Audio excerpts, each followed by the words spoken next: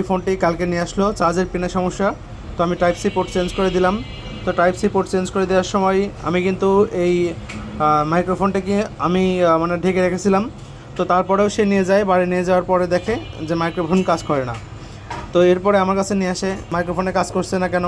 তো আমি মাইক্রোফোনটা চেঞ্জ করলাম, একটার কাছে দুইটা চেঞ্জ করলাম, তারপরেও কাজ করে না। তো মাথা তো হয়ে গেল নষ্ট, যে সামান্য চার্জার পিন চেঞ্জ করলাম, তার জন্য আবার মাইক্রোফোনের ঝামেলা ঠিক করতে হবে।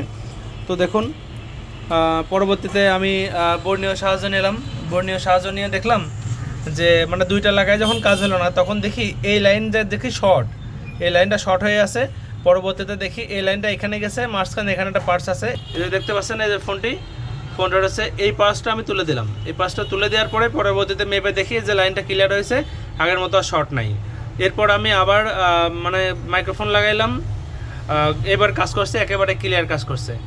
তো দেখুন, মানে সামান্য এক চার্জার মানে পোর্ট চেঞ্জ করতে যাই আমার মানে 3টা স্পিকার গেল, সাথে আবার এই যে এতক্ষণ সময়ের খাটাখাটনি।